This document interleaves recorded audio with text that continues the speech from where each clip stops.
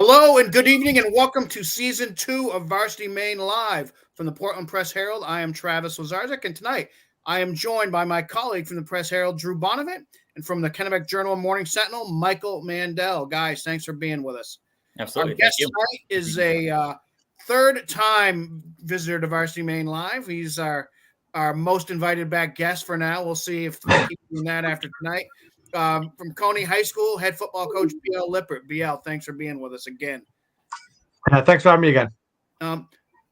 We'll start before we get into the high school football season. I want to kind of take a look back at something that happened last week in the Autism Awareness Night that you have spearheaded since 2017. I understand you had 34 teams take part this year. Just tell us about how that came about and how it's grown.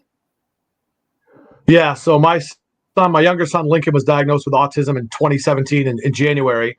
And honestly, for a while, I kind of considered, should I not be coaching? The amount of special attention he was going to need and services he was going to require. I kind of thought, is coaching football too much for that? So thought how using football maybe to get the message out and make his life easier by making people just in my community in Augusta a little bit more understanding of autism and what it entails would be beneficial for him. And, we started in 2017, Coney Lawrence exhibition game. The next year was Coney Messalonsky. And then the next couple of years, it grew to, 8 to 10 teams, guys I coached with in the Lobster Bowl or coaches I knew from the, camps in the summer. And then kind of put it out to the state. And this year, 34 teams agreed to take part in it and, send a message to those communities that, coaches care, their teams care, and people that are maybe a little bit different aren't any less than the rest of us. So a pretty special night around the state, particularly for my family. Okay, Coach is frozen, but we can't hear him, so we're going to keep going. That's probably a blessing. Yeah. Yeah, Coach. When you started this event, what were what were kind of the goals in terms of what did you think it could grow into? Was it? I mean, you mentioned it. It was just the two teams that were involved from the start. But did you kind of have aspirations that this could be something that grew to this kind of scale, or has this just totally taken you by surprise? Yeah, no, we really only wanted it to be, or only intended for it to be Coney and whoever our opponent was. In the first year, it was actually an exhibition game. I didn't even want to cloud our regular season with a game, regular season game. And our coaching staff the next year said, why don't we just make it our first home game, or one early in the season with our T-shirts, we can wear in September. And so we thought it would just be Coney and whoever the opponent was. And it really was other coaches getting involved and saying, can we do this too next year, BL? And we've had the refs reach out. This year we didn't get T-shirts to them in time. They kind of saw it online in mid-August, and the T-shirts were already printed. But I know Munzing Media was involved, and Mike Violet got a shirt and talked about it on the radio. So it's expanded well beyond anything we had thought about. Perhaps it reaching, and it's just a great message. All those players and those on those teams, at least for that night, are aware that their coach is supporting a cause, something beyond the game of football. And for a second, they're going to pause and say, why does Coach Cooper at Bonnie Eagle, or why does Coach Hathaway at Levitt, or Coach Friedman at Mount Blue, why are they taking the time to do this? And if it matters to them, maybe it should matter to me. And that's really the essence of why we started it, was to make people just aware that other people have a difficulty getting through the school day or getting through life in general. So if you could be compassionate toward those kids and make their life easier, that's what football players should do as leaders within the school, and that's what I think we've seen happen over the last few years.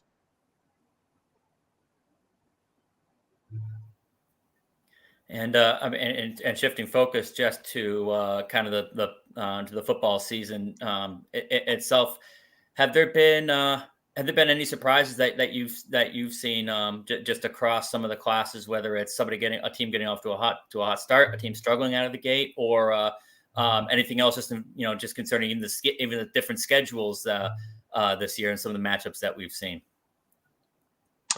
Yeah, I think we've confirmed what we sort of thought. I knew Oxford Hills was really, really good. We got a firsthand view of that in week 1 down in South Paris, which was not necessarily the most enjoyable evening in Coney football history. But then they go out without Soren and without Lincoln Merrill and knock off Thornton Academy on the road, which is a pretty impressive feat. And Skowhegan's really good in our league, and I think most people knew that. So Levitt's really good, maybe a little better. I guess I was surprised maybe at the result of how handily they beat Portland. So Levitt's really good. So I think it's confirmed a lot of what we already suspected. And for me, I think the thing that I knew, but I guess I didn't really realize until I started seeing it in practice. Is the variability of the schedule is pretty stunning. You look at some team schedules, and Portland in particular jumps to mind. They've got an unbelievably difficult schedule. They got Oxford Hills next week. They're playing Bonnie Eagle right now. They've already played Levitt. And so the differences between schedules amongst like the teams in Class B South or B North is just really hard to grapple with. I understand maybe the games will be more competitive, but at the end of the day, it's hard to compare a team that maybe goes 3-5 with a brutally difficult schedule against a team that goes 6-2 with a softer schedule. I'm not sure if the Crabtree points have enough ability to sort of rectify that. And on top of that, you play a team that say goes 6-2 in C North, and you play a team that goes 6-2 in A North. That's really the same as far as Crabtree points are concerned. Presumably, the 6-2 team in A was a tougher opponent, but as far as the Crabtrees are concerned, you just beat a 6-2 team. So there's no weighting of the class. So I'm not sure if that's something they want to look at in the future, because I think playing 8-0 Oxford Hills is different than playing 8-0 fill in the blank in in D or C. So I think that's something that I didn't really think about too much as the schedules came out, but I think that's something they're going to have to look at, or I would advocate they look at, sort of providing some weight to playing the classes above you or below you. Yeah, that's a good point. I remember to coach some of the ADs and administrators when they were talking about this becoming what they're going to do this season. We're talking about, it just seemed like everybody had let's make sure we get together after this year and kind of assess how it went. And you wonder if that's going to be a point that they're going to bring up when they have that meeting. Yeah, I would think so. There's got to be a few other issues, but I think, I know Travis, I think it's you that, kind of updates, or maybe it's the Maine football thing online. I'm not sure, but they update kind of the crossover games or the new games and where they, less of a blowout, more of a blowout. Maybe at the end of the day, there's a few closer games, but I think there's still going to be some blowouts because no matter who plays Oxford Hills or Levitt, I think it's going to be hard to keep it close with those teams. So the goal was to keep them closer, and I guess we'll find out if that is achieved. Yeah, blowouts are just going to happen. I think it's part of high school football. Hopefully we can mitigate them somehow and, make them happen fewer and fewer times. I'm interested in seeing how the Maine New Hampshire series goes. New Hampshire's up 2-1 now. So there's a couple more games left in that. Mike, did you have everything for BL? Well, we're kind of discussing some of the the things that they assess in every year, and one thing I've kind of gathered, and I've mentioned this in our sports group chats a few times, Drew and Travis, is kind of what the future of 11-man football is going to be. Not in terms of will it survive, because it definitely will. There are enough big schools in the state with big teams, but what's it going to look like? Are we going to be satisfied with having a 8-team Class A and an 8-team Class D forever, or are we going to go back to ABC, just do 3 classes as 8-man continues to grow? Yeah, I think that's a question that a lot of us have asked is, if we have 45 or 50 teams, does that warrant, 4 classes, and however many 8-man teams there are, is that, 2 gold balls for that too? So I think that's a question for the ADs or, the MPA to decide, but it seems to me logical if you have, 45-ish teams, split it in, groups of 15 roughly. Whether you get rid of the north-south designation, I'm not sure. But that seems to be the most fair approach for me. And that wouldn't change what we are. We're going to be in B regardless. It would change maybe who else is in B with us, I suppose. But having 8 teams in A just sort of feels weird. A few of them haven't been particularly competitive the last few years. So if you broaden that Class A to include some of the bigger Bs, you might get some more competitive games and maybe even a different state champion. In some years, I'm quite sure Marshwood would have challenged anybody from A. In fact, they did when they played Thornton Academy. So I think broadening that would be better and healthier for the state of Maine football. But that's my opinion. Of course, everyone has their own. One of the schools that dropped from A to B, and this was a while ago, was Wyndham, and we were talking about just teams that may be a surprise right now. Do you count Wyndham as a team that might be a surprise? You look at they're off to a 2-0 start, outscoring teams so far 63-8. One of those teams that they beat was Lawrence, who was projected to be really good.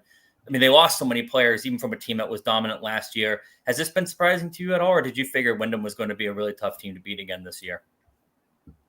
No, we knew Wyndham would be good. I think all our coaches recognize that. I think they were the 2 or 3 in our preseason poll.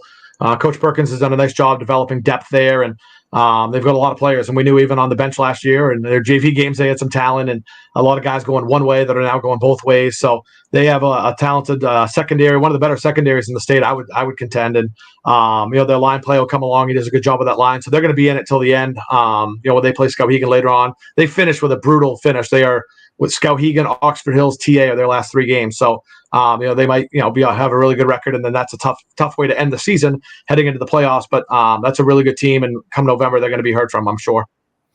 BL, you have Skowhegan this weekend. Break down that game for us.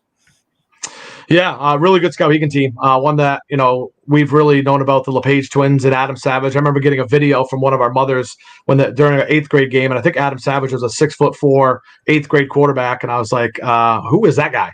And so that class is loaded. They're really talented. We knocked them off last year, and I'm sure there's some level of, a little bit of revenge, but they're just a really good program that, has really been near the top for a long time. And Ryan's done a nice job preparing them every year. They've got talent at the skill position. They're really good up front defensively. So we have our hands full. It's, like I said, a really good team. They were voted number 1 preseason in our league for a reason. I think most people recognize that, they might have been the best team in our league last year. Wyndham was really good, but they got outgained in the semifinal, like 375 to 81. I mean, they literally dominated, the yardage total, just couldn't punch it in the red zone. So it's been a really good team for the last 2 years. And, they've sort of geared up, they bought, all these new uniforms this year, and they've got new logos and new helmets. So this is the year they've had circled on their calendar for a long time, and they're playing like it. They really are on all cylinders. And that's even with, losing what you could maybe argue is their best player, the Linkletter kid. I think hurt his shoulder again. I don't know the duration of his injury, but they play without him, and he might be the best player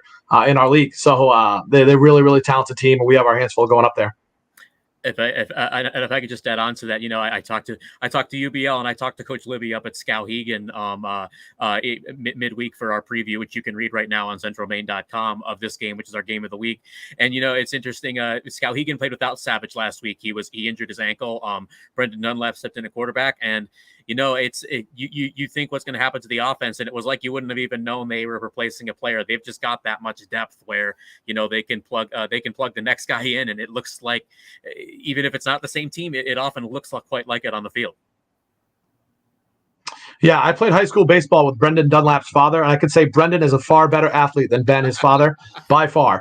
A better baseball player. He's better looking. Okay, so I know Brendan Dunlap since he was a baby, and I saw him in there running the Skowhegan offense. He could run. I was like, man, he got those genes from somewhere else. But Ben, the father, could pitch, but Brendan's a better athlete. So whether it's Brendan or Savage, they both are really talented quarterbacks and guys that we've known about for a long time. And they've done it right. And they've got, obviously they've got Tyler Annis, and they've got the McEwen kid, the LePage twins at tackles and DN. So when you're building a high school football team, you have 2 good tackles, a good quarterback, a good run game, good guys to throw to, and Quincy McCrae and company. So that's a lot to defend. That's a lot to try to attack offensively. So it's been a lot of hours in the film room this week with no guarantee that any of it works. So we'll see what we can do up there against Skowhegan tomorrow night.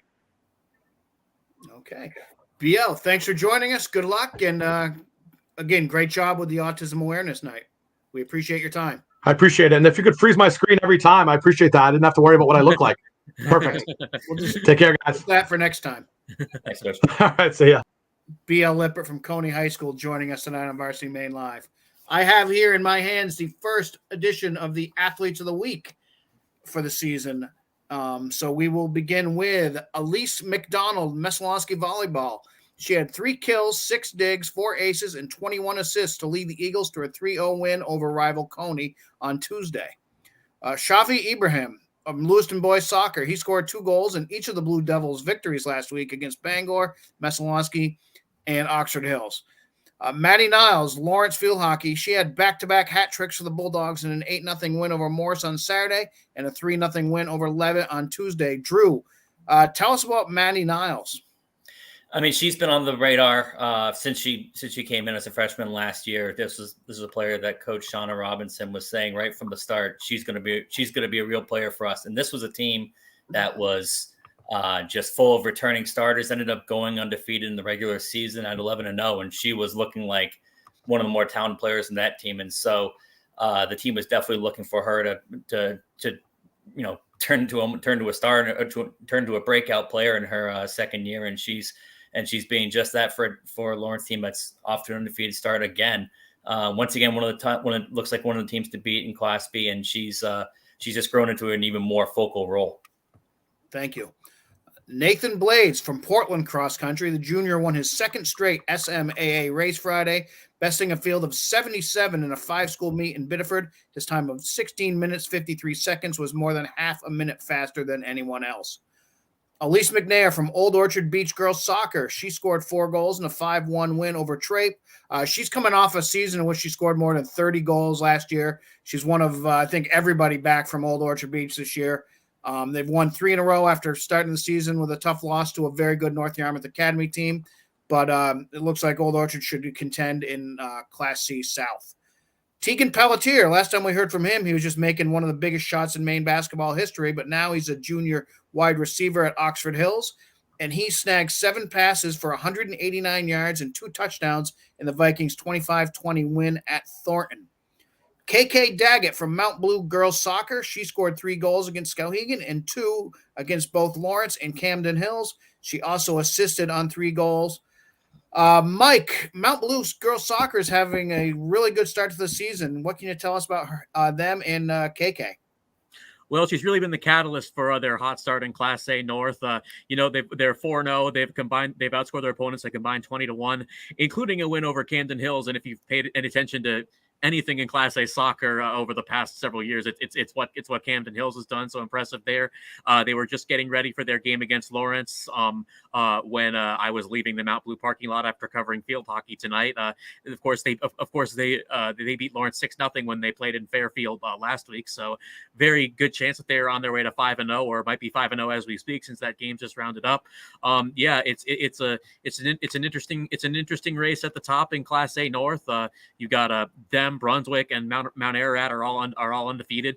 Bangor is also undefeated with 2 ties. You look at it, and maybe they haven't had quite the schedule as Mcnair or Brunswick, but I don't feel like they're far behind, and they seem to be getting better. Right, thank you, Mike. Will Falona from Scarborough Boys Soccer. He's a senior striker, and he scored both goals for Scarborough in a 2-0 win against Wyndham on Friday. He scored 3 more goals in Monday's 8-3 win at Sanford as the Red Storm improved to 4-0.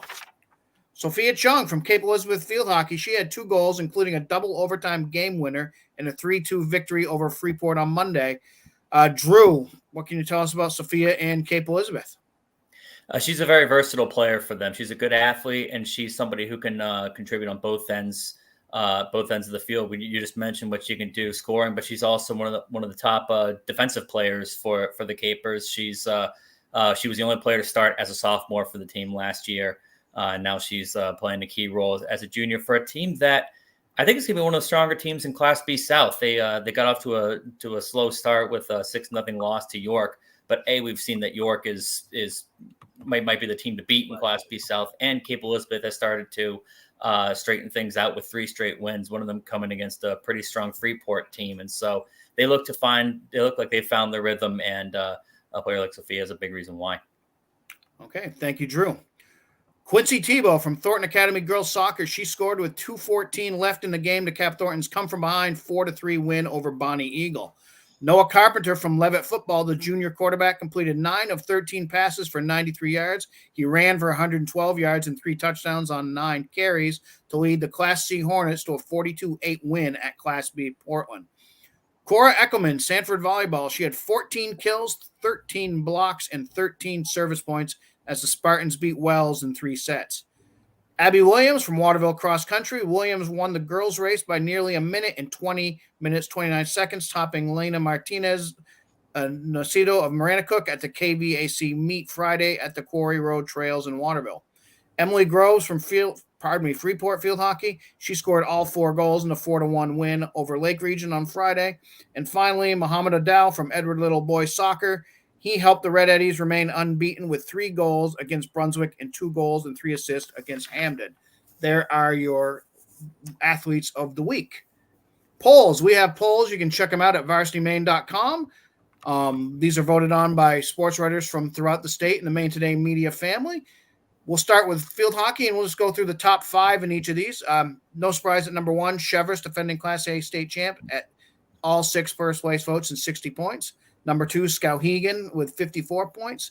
Number 3, Scarborough at 44 points. 4, Biddeford at 36 points. And finally, York rounds out the top 5 with 29 points. Drew, this Chevers team is just as strong as it was last year, isn't it?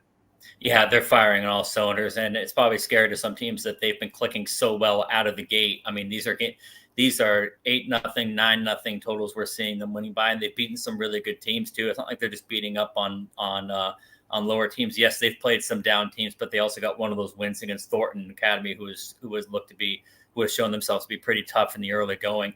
I mean, this is just a team with so much talent. They're so deep. They've got so much. They returned 10 of 11 starters.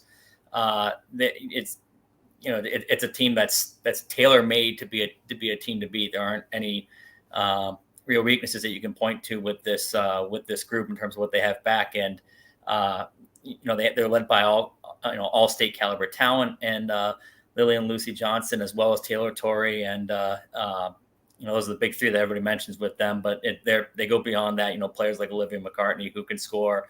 It's just a really loaded team, and a team that looks like they've come into the season with feeling like they have something to prove, even after going undefeated and winning a title last year. Okay. And Mike, you saw Skowhegan today. They've been just dominating Class A North for 2 decades now. How did they look? Well, they looked pretty good today. Mount Blue's a team that's a lot better than their record shows. They pressured them a lot defensively. Skowhegan was still able to play most of the game inside the attacking 25.